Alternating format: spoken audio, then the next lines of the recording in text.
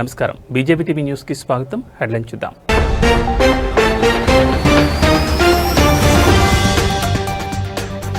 స్థానిక సంస్థల ఎన్నికల నిర్వహణపై హైకోర్టులో విచారణ. ఎన్నికలు ఎప్పుడు నిర్వహిస్తారో స్పష్టం చేయాలని ప్రభుత్వానికి ఈసీకి ఆదేశం.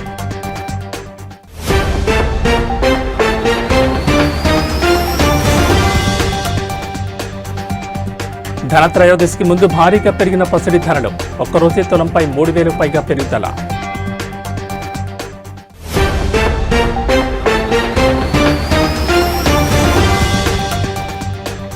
నంద్యాల ప్రభుత్వ ఆసుపత్రిలో క్రిటికల్ కేర్ యూనిట్కు శంకుస్థాపన. ముఖ్య అతిథిగా మంత్రి ఎన్ఎండి ఫరూక్ హాజరు.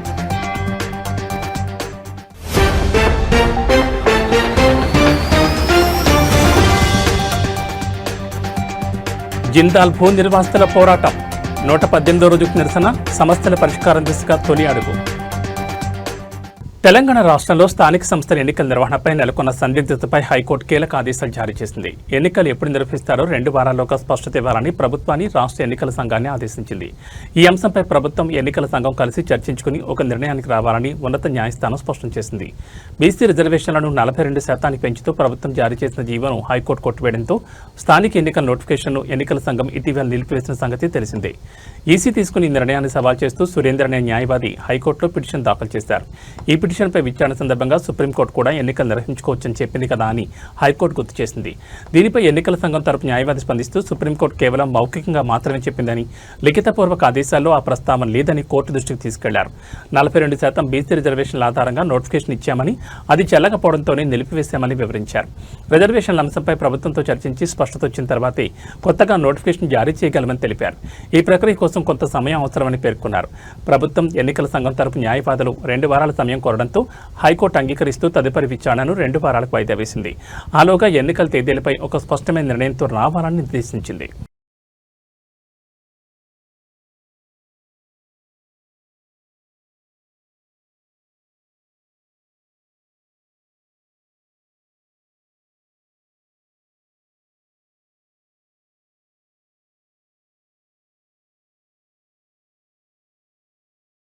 పండగ సీజన్లో బంగారం కొనుగోలు చేయాలనుకునే వారికి ఊహించని షాక్ తగిలింది. ముఖ్యంగా ధనత్రయోదశి సమీపిస్తున్న వేళ పసిడి ధరలు ఒక్కసారిగా ఆకాశానంటాయి.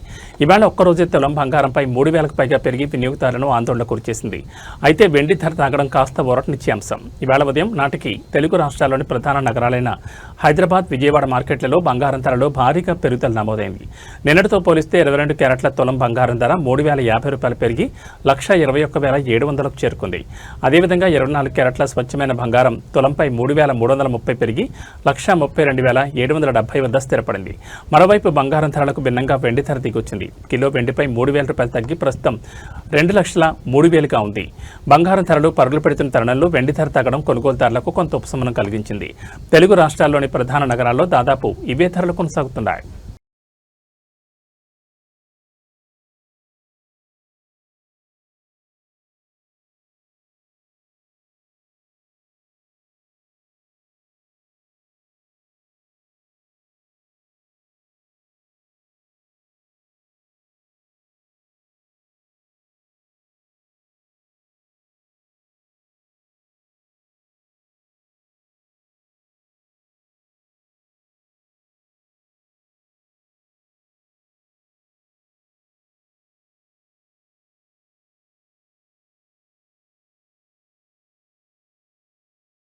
తెలంగాణ రాష్ట్రంలో బీసీలకు 42% రిజర్వేషన్లు అమలు చేయాలని డిమాండ్ చేస్తూ ఈ నెల 18వ తేదీన తెలంగాణ బీసీ జేఏసీ ఇచ్చిన బంద్కు తెలంగాణ సగర సంఘం రాష్ట్ర కమిటీ సంపూర్ణ మద్దతు ప్రకటించింది. ఈ సందర్భంగా ఉప్పరి శేఖర్ సగర్ మాట్లాడుతూ రాష్ట్ర వ్యాప్తంగా నిర్వహించనున్న ఈ బంద్ ద్వారా బీసీల చైతన్యాన్ని ప్రదర్శించాలని పిలుపునిచ్చారు. 42% రిజర్వేషన్లు అమలు చేయకుండా స్థానిక సంస్థల ఎన్నికలు నిర్వహిస్తే సహించేది లేదని ఆయన హెచ్చరించారు.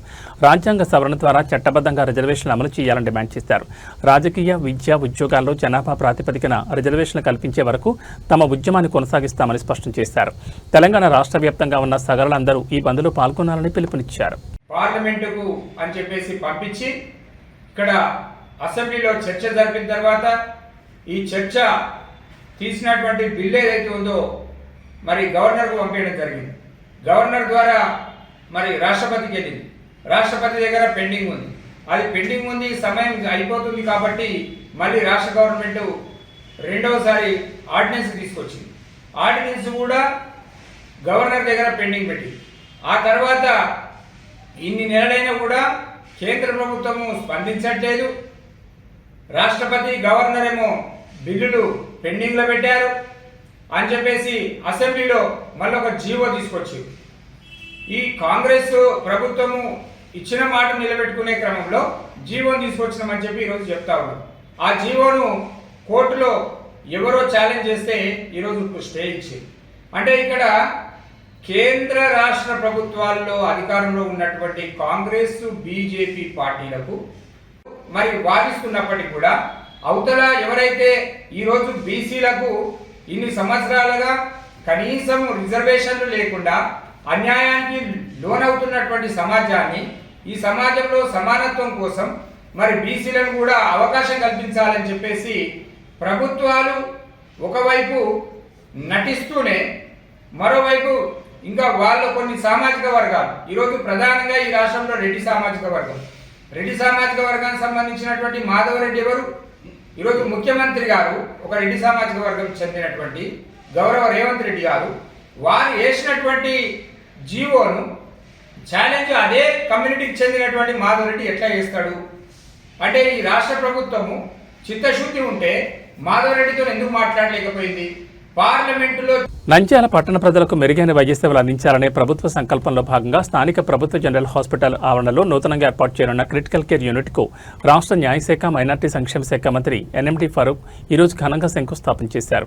ఈ సందర్భంగా మంత్రి ఎన్ఎండి ఫరూక్ మాట్లాడుతూ అత్యవసర చికిత్స అవసరమయ్యే రోగులకు మెరుగైన వస్తువులు, ప్రత్యేక చికిత్సలు ఇక్కడే అందించడానికి ఈ యూనిట్ ఉపయోగపడుతుందని తెలిపారు. దీనివల్ల స్థానిక ప్రజలు మెరుగైన వైద్యం కోసం ఇతర నగరాలకు వెళ్లాల్సిన అవసరం తప్పుతుందని వివరించారు. త్వరగా ఈ క్రిటికల్ కేర్ యూనిట్ను పూర్తి చేసి ప్రజలకు అందుబాటులోకి తీసుకురావాలని అధికారులకు దిశానిర్దేశం చేశారు.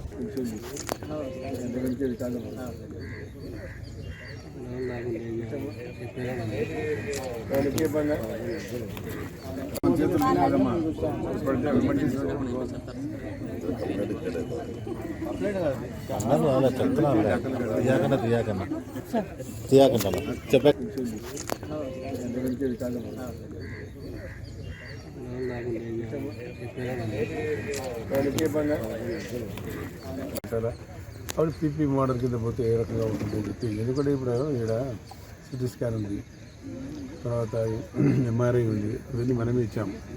నేనే ఇచ్చాను, అప్పుడు తీసుకొచ్చి పెట్టాము. ఎందుకంటే మనం రాజకీయ శాశ్వతం కాదు, ఉంటాయి పోతాయని ముందే అన్ని తీసుకొచ్చి కర్నూలు కానీ, నెంగా కానీ, మచిలీపట్నం కానీ, అదేవిధంగా విజయనగరం కానీ చాలా వరకు నాకు వర్కునేంత వరకు అన్నీ పర్చేజ్ చేసి ఫిలిప్స్ మంచి కంపెనీ తీసుకొచ్చి పెట్టాం. అది పీపీ కింద నడుస్తున్నాయి కదా, మీకు అందరూ తెలుసు. కాబట్టి హాస్పిటల్ కూడా వస్తే పీపీ కింద ఉంటే వాళ్ళు మెయింటైన్ చేస్తారు. కమ్యూనికేషన్ ఉంది, ట్రాన్స్పోర్టేషన్ చూస్తున్నారు.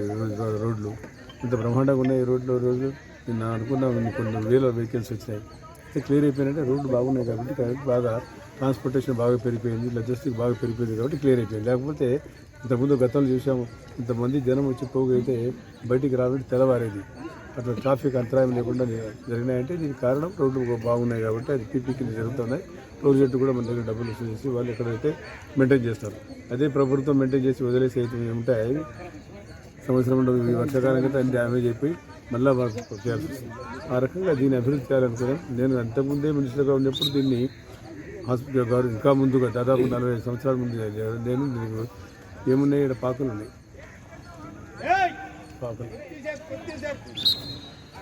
పాకలు ఉన్నాయి, మీకు అందరూ తెలుసు కదా.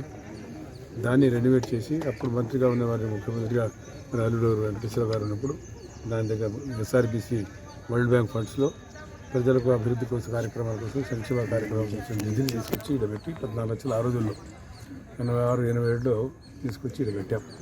అప్పుడు దాని వల్ల కూడా పేపర్లు బాగా రాశారు ఆ రోజుల్లో. ఈ పేపర్ 2-3 పేపర్లు జ్యోతిను ఈనాడు రాశారు. పిల్లలను కోతులు డెలివరీ అయితే పిల్లలను కోతులు ఎత్తుకుపోతుండే. ఏమీ లేదు, ఇలా క్వార్టర్ ఉన్నది. లోకల్ డాక్టర్ నారాయణ ఉన్నాడు పాపం, ఆయన బాగా ఇంట్రెస్టెడ్. అప్పటికప్పుడు తీసుకొచ్చి ఆ డబ్బు తీసుకొచ్చి చేశాం. ఆ నుంచి స్వరూపం మారింది. మళ్ళీ ప్రధానమంత్రి గారి ఇంత వచ్చినప్పుడు వరల్డ్ బ్యాంక్ డబ్బులు వస్తే అప్పుడు ఆయన కూడా నెంబర్ 1 ఫస్ట్ టిక్ చేసి నంద్యాలకు వేశాడు. తర్వాత దానికి బాగా అభివృద్ధి చేశాం. ఈరోజు ఏ స్థాయికి ఉందో మనకు తెలుసు. తర్వాత నేను మళ్ళా మంత్రి అయిన తర్వాత కూడా ఇది చేశాం. పల్నాడు జిల్లా వినుకొండ పట్టణంలోని బొక్టోబాడ్ గర్ల్స్ స్కూల్లో ప్రభుత్వ ఆదేశాల మేరకు స్వచ్ఛాంధ్ర స్వర్ణాంధ్ర స్వచ్ఛ దివాస్ నవంబర్ నెల థీమ్ గురించి అవగాహన కార్యక్రమం జరిగింది. ఈ కార్యక్రమంలో శానిటరీ ఇన్స్పెక్టర్ ఇస్మాయిల్ మాట్లాడుతూ వ్యక్తిగత పరిసరాల పరిశుభ్రత యొక్క ప్రాముఖ్యతని, బహిరంగ మలమూత్ర విసర్జన నివారణ, హ్యాండ్ వాష్ ప్రాధాన్యత, స్వచ్ఛ దీపావళి, పర్యావరణ పరిరక్షణపై విద్యార్థులకు వివరించారు. అనంతరం శ్రీ సాయి హాస్పిటల్ డాక్టర్ శంకర్ అనూష మాట్లాడుతూ మహిళల్లో గుండె జబ్బులు, రొమ్ము క్యాన్సర్, ఇతర స్త్రీ జననేంద్రియ క్యాన్సర్ల ముప్పు ఎక్కువగా ఉంటుందని తెలిపారు. నెలసరి సమస్యలు, కడుపు నొప్పి, గర్భాశయ సమస్యలు మరియు పరిశుభ్రత లోపించడం వంటి సమస్యలు సాధారణం కావని వివరించారు. నేను doctor Shankar Yashwanthi Anusha, consultant gynaecologist, Sri Sai hospital Vinukonda. ఈరోజు వినుకొండ పురపాలక సంఘం ఆధ్వర్యంలో నిర్వహిస్తున్నటువంటి ఈ స్వచ్ఛాంధ్ర స్వర్ణాంధ్ర కార్యక్రమంలో ఫస్ట్ వర్డ్ స్కూల్కి రావటం నాకు చాలా ఆనందంగా ఉంది. ఈరోజు ముఖ్యంగా కొన్ని అంశాల గురించి నేను ఇక్కడ మాట్లాడదలుచుకున్నాను. అందులో మరీ ముఖ్యంగా ఫస్ట్ ఇప్పుడు ప్రజెంట్ మెయిన్ ప్రాబ్లం అయినటువంటి సర్వైకల్ క్యాన్సర్కి గాను మీకు అవగాహన కల్పించడానికి నేను ఈరోజు ఇక్కడికి వచ్చాను. ఈ జనరల్గా క్యాన్సర్ అనేది మన ఇళ్లలో చూస్తూ ఉంటాము. అది మామూలుగా అది బయటపడేసరికి చాలా ఆలస్యం అయిపోతుంది. బయటపడిన తర్వాత కూడా దానికి పెద్దగా ట్రీట్మెంట్ అనేది లేదు, ఉన్నా కూడా వాటి వల్ల పెద్దగా ప్రయోజనం ఉండదు. అయితే ఇటు ఒక క్యాన్సర్కి మాత్రం అది రాకముందుగానే మనం అది నివారించడానికి వ్యాక్సిన్ అనేది వేయించుకోవచ్చు. అది ఆ క్యాన్సర్ వ్యాక్సిన్ ఏంటి అంటే సర్వైకల్ క్యాన్సర్ వ్యాక్సిన్ అనమాట. దీంతో గాను మరీ ముఖ్యంగా హెచ్పివి అంటే హ్యూమన్ పాపిలోమా వైరస్, ఇది రాకోకుండా జిందాల్ భూ నిర్వాసితుల నిరసన కార్యక్రమం నేటితో 118 రోజుకు చేరుకుంది. గత 3 నెలలకు పైగా చేస్తున్న పోరాటం, పదే ఇచ్చిన ఫిర్యాదులు, గ్రామసభలో చేసిన విజ్ఞప్తులు ఎట్టకేలకు ఫలితాలు ఇస్తున్నాయని నిర్వాసితులు హర్షం వ్యక్తం చేశారు. నిన్న మూలబొడ్డవరంలో, నేడు ముష్టిపల్లెలో తహసీల్దార్, రెవెన్యూ సిబ్బందితో కలిసి నిర్వాసితులను కలవడం జరిగింది. జిల్లా యంత్రాంగం స్పందించడంతో త్వరలోనే జిందాల్ నిర్వాసితులకు తీపి కబర్ అందుతుందని వారు ఆశాభావం వ్యక్తం చేశారు. అంతేకాకుండా దేశ రాజధాని ఢిల్లీలోని జంతర్ మంతర్ వద్ద కూడా నిరసన తెలిపారు. ఈ నిరంతర ప్రయత్నాలకు ప్రతిఫలంగా జిల్లా యంత్రాంగం స్పందించి సమస్యల పరిష్కారం దిశగా అడుగులు వేయడంపై నిర్వాసితులు హర్షాతిరేకాలు వ్యక్తం చేస్తున్నారు. తమకు న్యాయం జరిగే వరకు, తమ భూములు తిరిగి అప్పగించే వరకు నిరాహార దీక్షలు కొనసాగుతాయని, అవసరమైతే పోరాటాన్ని మరింత ఉధృతం చేస్తామని నిర్వాసితులు స్పష్టం చేశారు.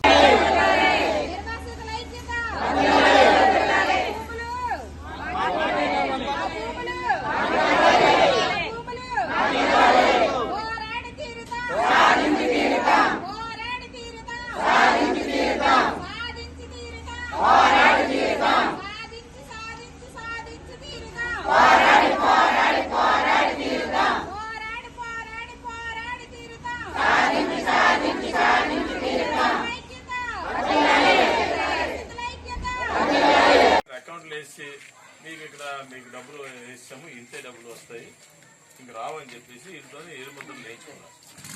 అది తప్పు కదా సార్. 18 సంవత్సరాలు అయితే డబ్బులు ఇచ్చుకొని అట్లీస్ట్ బ్యాంక్ ఇంట్రెస్ట్ ఇవ్వకుండా ఆ డబ్బులు ఇవ్వటం అంతవరకు సంబంధించాం. చాలా మంది ఏమనుకున్నారు, మనం కలెక్టర్ గారు డబ్బులు ఇచ్చారు కదా, కలెక్టర్ గారి ద్వారా డబ్బులు మనకు రావాలి కదా, మీరు ఇచ్చేటట్టు అయితే ఇంట్రెస్ట్ ఏదో వేసేది కదా అని చెప్పి కొందరు అనుకున్నారు. అది సార్ ఇప్పుడు ఉద్యోగాలు వ్యవస్థ సార్, ఉద్యోగాలు ఇచ్చారు సార్. కలెక్టర్ గారు చెప్పాలంటే ఒకరు అంటే ఆయన క్లియర్ గా సబ్సిడీ అర్థం అవుతే కలెక్టర్ గారు. పశ్చిమ గోదావరి జిల్లాలోని తణుకులో నకిలీ మద్యంపై ప్రజల్లో నెలకొన్న అనుమానాలు, అపోహలను తొలగించేందుకు ప్రభుత్వం ఏపీ ఎక్సైజ్ సురక్ష యాప్ను ప్రతిష్టాత్మకంగా అందుబాటులోకి తెచ్చింది. ఈ యాప్ ద్వారా మద్యం కొనుగోలుదారులు తాము కొనుగోలు చేసిన మద్యం యొక్క నాణ్యతను, స్వచ్ఛతను వారే స్వయంగా పరిశీలించుకునే అవకాశం కల్పించబడింది. మద్యం విక్రయదారులు కూడా మద్యం అమ్మే సమయంలో తప్పనిసరిగా ఈ యాప్ ద్వారా స్కాన్ చేసి విక్రయించాలి.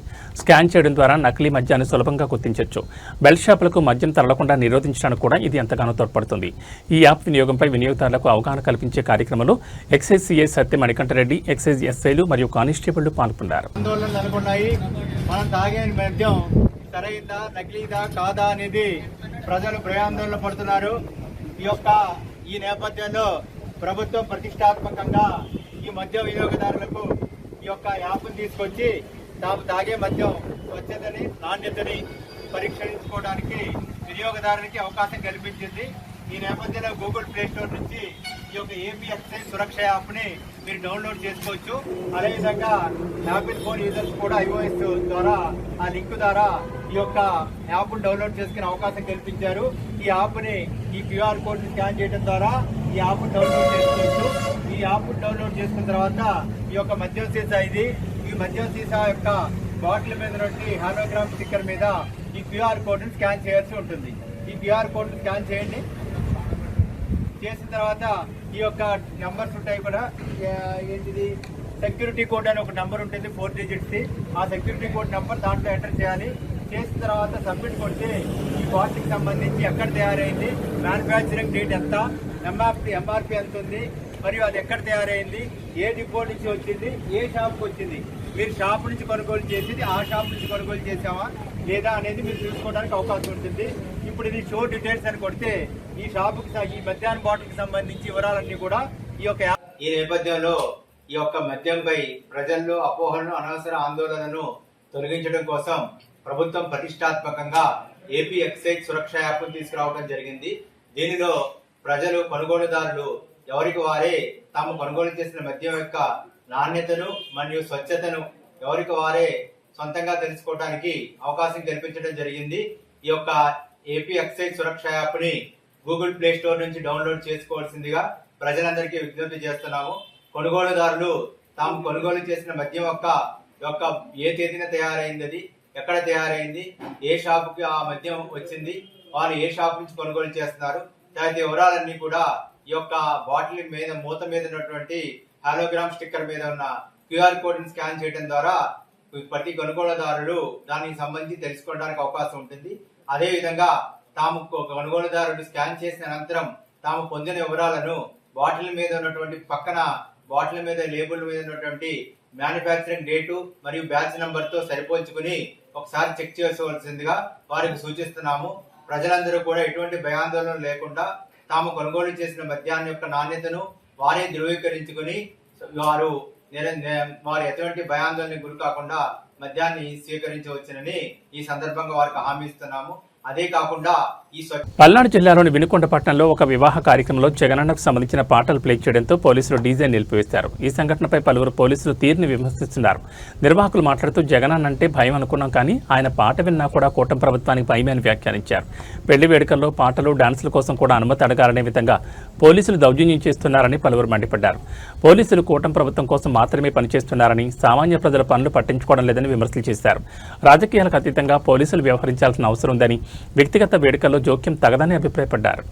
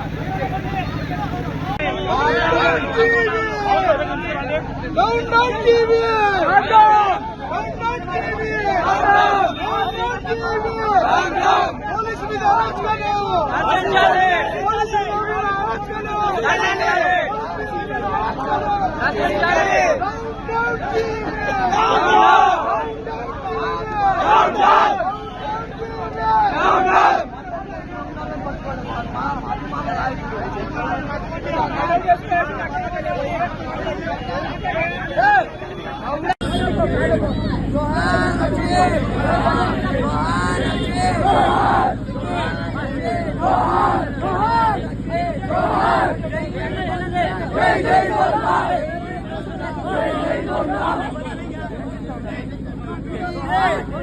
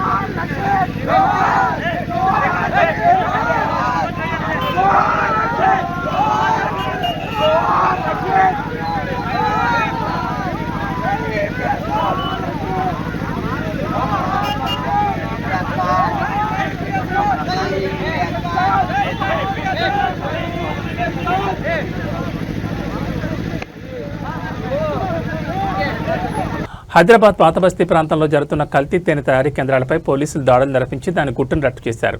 పోలీసులు దాడుల్లో భాగంగా 100 లీటర్ల కల్తీ తేనెను స్వాధీనం చేసుకున్నారు. ఈ తయారీకి ఉపయోగించిన 2 కార్లను కూడా పోలీసులు సీజ్ చేశారు. ఈ కల్తీ తేనె తయారీ కేంద్రాల నిర్వహణలో ఉన్న 3 నిర్వాహకులను పోలీసులు అరెస్ట్ చేశారు. పోలీసులు ఈ కల్తీ కేంద్రాన్ని ఛేదించడం ద్వారా ప్రజల ఆరోగ్యాన్ని హాని కలిగించే ఈ అక్రమ వ్యాపారాన్ని అడ్డుకున్నారు.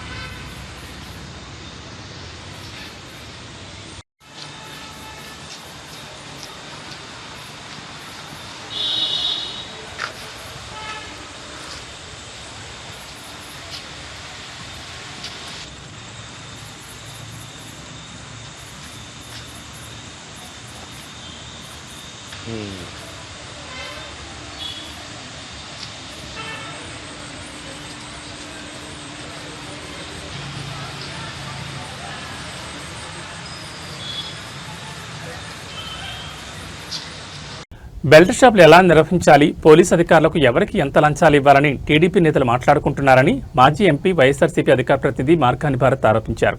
బెల్ట్ షాపులు నడపడానికి బాండ్ పేపర్లు రాసుకుని మరీ చర్చించుకుంటున్నారని ఆయన పేర్కొన్నారు. చట్టవిరుద్ధమైన కార్యకలాపాల గురించి చర్చించుకుంటున్న ఈ టీడీపీ నేతలపై ప్రభుత్వం తక్షణమే కేసులు నమోదు చేయాలని మార్కాని భారత్ డిమాండ్ చేశారు. సిండికేట్ వ్యాపారం ఎలా చేయొచ్చు అని రేట్లు పెంచుకుని అమ్ముకుందాం, ఇంకొకటేమో బెల్ట్ షాపులు పెట్టుకుందాం. ఏ షాపు పరిధిలో ఉన్న బెల్ట్ షాపులు ఆ ఏరియాలోనే అమ్ముకోవాలి. వేరే ఏరియాలో ఉన్న షాపులోళ్ళు ఇక్కడ బెల్ట్ షాపులు పెట్టకూడదు. ఎక్సైజ్ సిఏలని ఇద్దరిని రప్పిద్దాం, వాళ్ళు కొంచెం డబ్బులు ఎక్కువ అడుగుతూ ఉన్నారు. వాళ్ళనిద్దరిని నార్త్ సిఐని సౌత్ సిఐని కూడా కూర్చోబెడదాం అని ఇంకొక మద్యం షాపు వాళ్ళతో ఈయన బేరసారాలు చేస్తూ ఉన్నాడు. మళ్ళీ అదేదో బాండ్లు 100 రూపాయల స్టాంప్ పేపర్ మీద బాండ్లు రాసుకోవాలంట, చెక్లు ఇచ్చుకోవాలంట. దీనికి సంబంధం లేదండి. మనం ఇవాళ సిఏలతో ఎక్సైజ్ నార్త్ సౌత్ సిఏలని కూర్చోబెట్టి మాట్లాడించాము. వాళ్ళు ఏదో ఆఫర్ పెట్టారు అంత కావాలని. అది ఈవినింగ్ సిఏ కూడా రమ్మన్నారు అందరికి. ఏం చేయాలి, అలాగే అమ్మాలి, అందరం కలిపి యూనిటీ ఎలా ఉండాలి. నా సైడ్ నుంచి ఒక చిన్న రిక్వెస్ట్ అండి, చెప్పండి. మీరు కొన్ని లీడ్ తీసుకొని ఏమనుకున్నామో అది ఒక పేపర్ మీద పెట్టండి సార్. అదే దాని గురించి చెప్పి ఏమనుకుంటున్నానంటే ఏదనుకున్నా 39 మీద బాండ్ మీద సంతకం పెడియాలి. అంటే 100 రూపాయల బాండ్ మీద సంతకం. అదే నేను చెప్పడం 39 మీద బాండ్ మీద సంతకం ప్లస్ 39 మీద ఎవరికి కేసు వచ్చినా అందరూ బరాయించాలి. Team India star allrounder Ravindra Jadeja భార్య రివాబా జడేజా రాజకీయాల్లో కీలక మైలురాయిని చేరుకున్నారు. గుజరాత్లో కొత్తగా కొలువుదీరిన మంత్రివర్గంలో ఆమెకు స్థానం లభించింది. నేడు జరిగిన కేబినెట్ విస్తరణలో ఆమె మంత్రిగా బాధ్యతలు చేపట్టారు. కొంతకాలంగా గుజరాత్ రాజకీయాల్లో చురుగ్గా ఉంటున్న రివాబా ఇప్పుడు రాష్ట్ర ప్రభుత్వంలో మంత్రిగా కీలక పాత్ర పోషించనున్నారు. ఒక ప్రముఖ క్రికెటర్ భార్య రాష్ట్ర కేబినెట్లో మంత్రి కావడం జాతీయ స్థాయిలో ఆసక్తిని రేకెత్తిస్తోంది. ఈ నియామకంతో ఆమె రాజకీయ ప్రస్థానం మరో ఉన్నత స్థాయికి చేరినట్లయింది. రివాబా జడేజాకు మంత్రి పదవి దక్కడం పట్ల ఆమె మద్దతుదారులు, రవీంద్ర జడేజా అభిమానులు సోషల్ మీడియా వేదికగా హర్షం వ్యక్తం చేస్తూ శుభాకాంక్షలు తెలుపుతున్నారు. క్రీడా నేపథ్యం ఉన్న కుటుంబం నుంచి వచ్చిన వ్యక్తి రాజకీయాల్లోనూ రాణించడంపై ప్రశంసలు కురుస్తున్నాయి.